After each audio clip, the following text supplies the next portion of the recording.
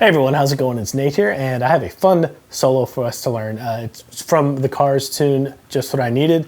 Elliot Easton is an awesome guitar player. I've always wanted to dig into his playing a little bit because I've always liked it.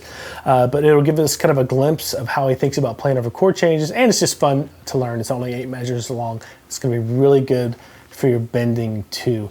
If you haven't already, go to guitarfam.com and create your complimentary account. You'll be able to access the jam track and the tabs for this song, and a lot of other things too, like the first module of all of our premium courses. You'll be able to access those too. Let's go ahead and get into this. And if anybody wants to know what presets I was using on this for the tone, it was I just got Tone X, so I want to pull up, what is it called? English Dirt. It's an orange rock reverb.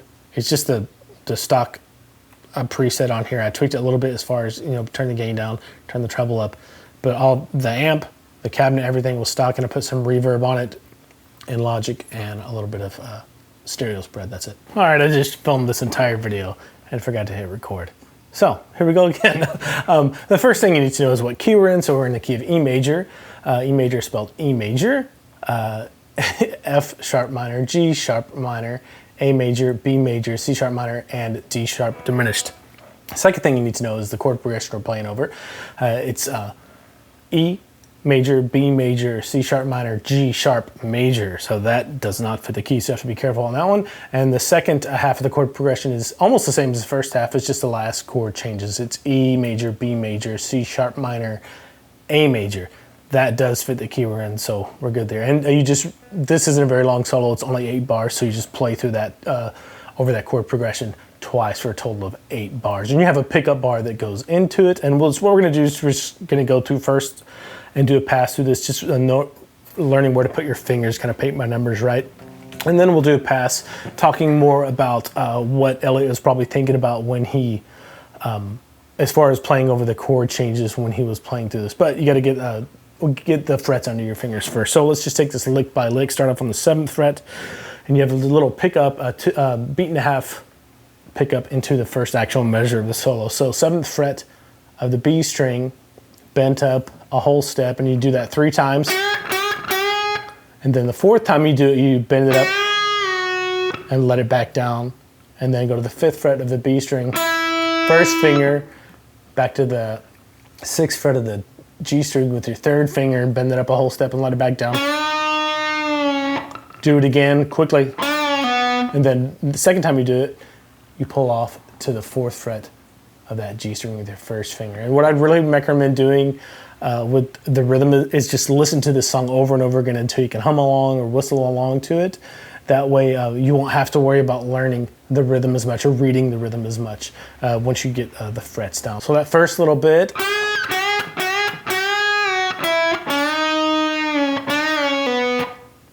and then go back to 6 on the G string, full step bend and release. And then you have 5, 6, 5. So hammer on, pull off. Hammer on, then a pull off, right? With some vibrato. And that's really the first lick. So just work on that, get that down, listen to the rhythm a lot. We'll talk more about what we're playing over as far as chords here in a minute, but here it is slowly.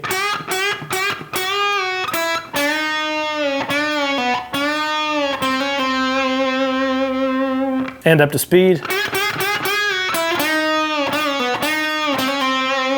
From there, you're going to reach back to the 4th fret of the D string and just slide from 4 to 6. And this is on the E of 4 in the 2nd measure. So just the very tail end of that 2nd full measure. And just kind of a decoration to go into the 4th fret of the G string with your 1st finger. And then you get that 4th fret of the G string that you know twice with your 1st finger. So the next time you hit it, it doesn't say to hit the 4th string, it just says a 6th fret on that G string, but it has a slash in front of it, which means slide into the 6th fret of that G string. So I reach back with my 2nd finger and slide from the 4th fret to the 6th fret. And that sets me up to grab the 5th fret of the B string with my index finger. Come back to the G string on the 6th fret, and you'll see an 8 with a slash in front of that's telling you to slide into the 8th fret. And then the 7th fret of the B string. So that whole next little section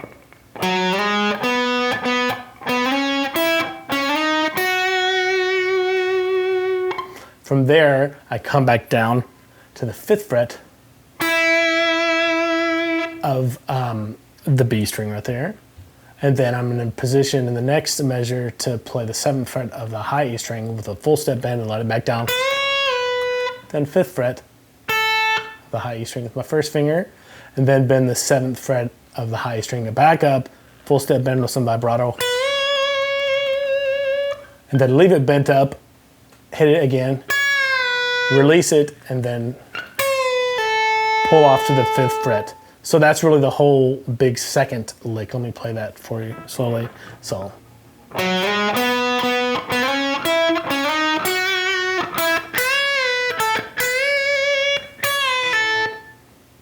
And up to speed. All right, I'll play the first half of the solo for you slowly.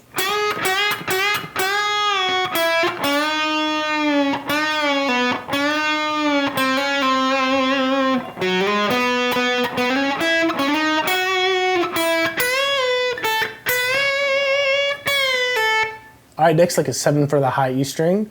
Just bend it up a whole step, let it back down, hit it twice, and then bend it back up a whole step. The rhythm there is. And then just roll your 3rd finger over to the 7th fret of the B string. Bend it up a whole step, let it back down, hit it twice. And then 5th fret with your index finger of that B string. And as I'm doing this, I'm using all 3 fingers to bend, just to make it as easy on myself as possible, and I'm wrapping my thumb around to get some good leverage. So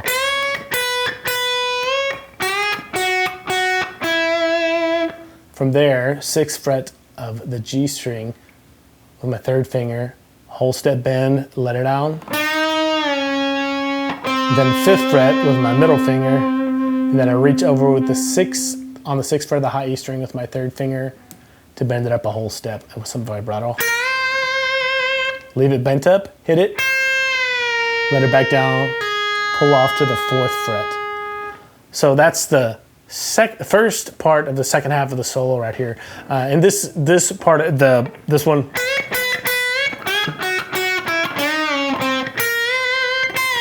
that we just went over, that's the same chord progression that we started out. It's just repeating the second time here. So E, B, C sharp minor, G.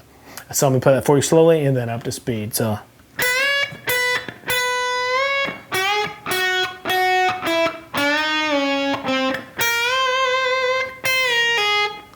Okay, 1, 2, 3, 4.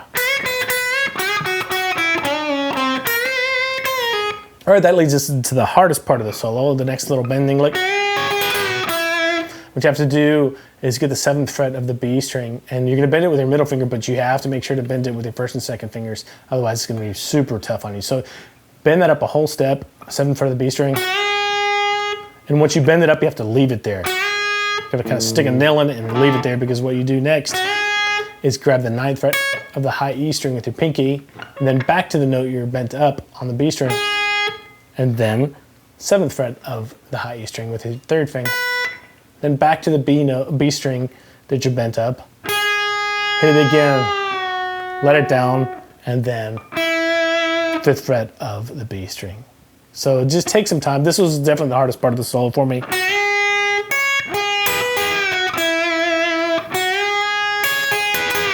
Hardest part is keeping this note on pitch while you're dancing around here with your 3rd and 4th fingers. So I'd really isolate that and try to work on it. Just go slowly, you'll get it after a couple days, a couple weeks, a couple hours if you're really good. It did take me a couple days to get that to where I felt it was good. And I have a tremolo, a floating tremolo on this. If you have a guitar like a Telecaster or Les Paul, we don't have a floating tremolo to make these bends a lot easier, because they'll be a little more stable and less unpredictable. Anyway, that's the first half of this lick. When you reach this note on the 5th fret of the B string, these fingers are primed here for the 7th fret. So you reach out with your middle finger on the 7th fret of the G string, play it, slide up to the 9th fret, reach over to the 9th fret of the high E string with your 3rd finger, go back to the 9th fret of the G string, slide up to 11, reach over with 11 on 11 with your 3rd finger of the high E string, and then slide again from 11 to 13, but this time reach back and grab 12 with your index finger on the high E string, and then hit 13 again, slide up to 14, get 14 with your third finger of the high E string, hop to 15. Play them in succession, so G string, B string, and then to end, hop up to 16 and play them at the same time. And I am using hybrid picking on this. I'm not sure that he does. He might just do picking, but I find that to be a lot easier if I was just hybrid picking all the way from this. Using these two fingers, right? All the notes on the B string I'll get with my pick, all the notes on the high E string I'll get with my middle finger, so. And then from there, same thing, all the notes on the G string my pick gets, all the notes on the high E string my middle finger gets. So I'm gonna play that lick for you.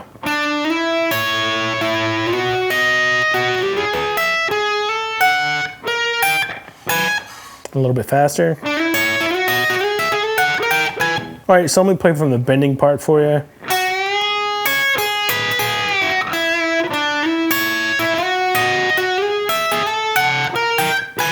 All right, so let me play the second half of the solo starting from measure 5 here.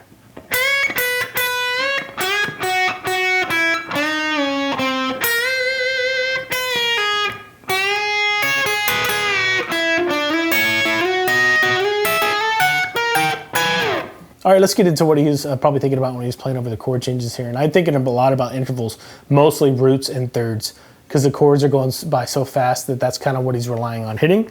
So the first chord we're playing over is an E. Here's an E right here that he's thinking about on the B string.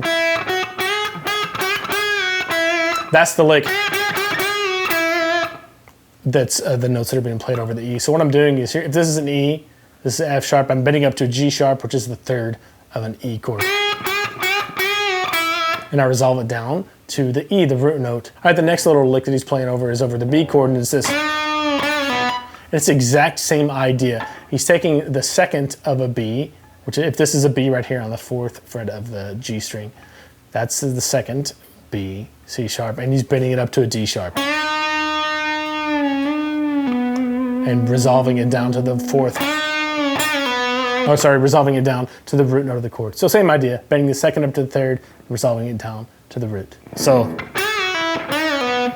he's just changing his thought home base from an E to a B. All right, the next little lick is just over a C sharp minor. He's just starting on that 6th fret, which is a C sharp. He's just bending the 6 or the root note up to what would be a 2. So that's nothing too complicated there. The little trill, he knows there's a G sharp coming up.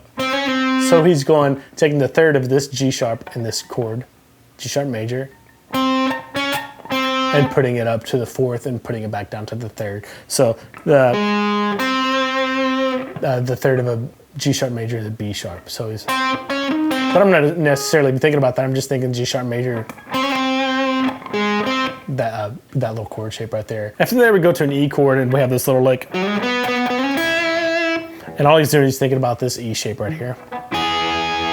And if I can see that shape, I'm targeting the 5th of the chord and then the 3rd of the chord. So those are the target notes that he was really thinking about when he was writing the solo. All right, if you start on that lick and the next chord is a B, and we slide up to this part of the lick, all he's doing is pulling out the 3rd and the 5th of this B major chord. He's literally just playing 2 chord tones right there. From there, it goes over the C sharp minor chord, and you have this lick before you get into the A chord, right? So really all he's doing is bending the lowered 7 of the C sharp minor chord up to the root. So I'm really saying this. And from there, it goes to an A major chord. So that same bent up 7th note, this is a common tone he puts up because C sharp is the 3rd of an A major chord. So again, I'm thinking this A right here is a 2, bending up to the 2, and it resolves down to the root again. Same thing as the first 2 chords, that 2 up to the 3, down to the root. Okay, the next lick is over an E chord.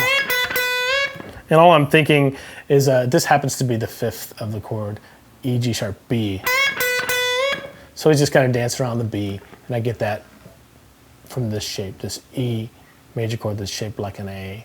So, and then from there he goes over the 7th fret of the B string. And it's kind of the same idea. Here you're seeing this B shape, and it's the 5th of B.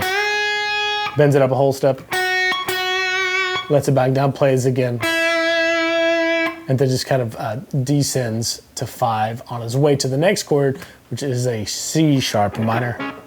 Right here. Which is that lick. He's just starting on the actual C sharp. So that's all I'm thinking about is that C sharp when I play there. Once I get to the next little lick, the next chord is a G sharp major. All he's doing is thinking is this G sharp right here, and same idea, bending a 2 up to a 3, so G sharp to a B sharp right there, right? And then he lets it back down and it resolves down to the G sharp to the 1. Okay, from there over the E, B, and the next 2 chords, I kind of don't consider the B. I just think of this as a country lick based on an E. And if this is an E right here, kind of the same deal. I'm bending the 2 up to the 3. There's the 6, back to the 3 that's bent up. That's the 5. 3 again down to the 2, and then it resolves it down to the 1. So, bending the 2 up to the 3, hit a 6, back to the 3, 5, which is a quarter tone, 3, down to the 2, and resolve it down to the 1.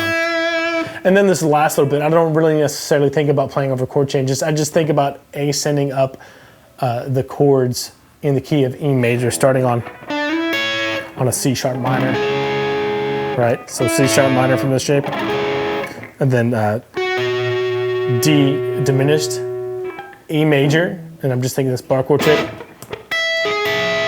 Next one, I'm thinking F sharp minor. And then he just does a chromatic to 15 there.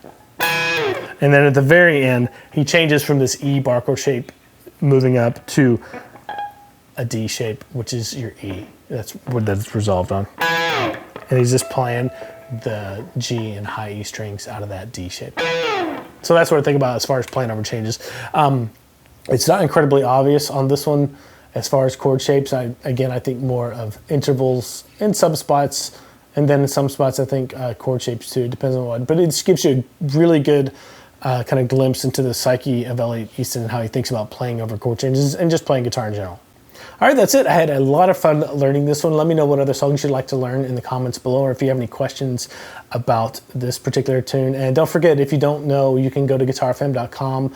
Once you've created your complimentary account, you can schedule personal private one-on-one lessons with me. The first one is complimentary, just so there's no risk and you can make sure you like it. I'll be looking forward to meeting you. See you later.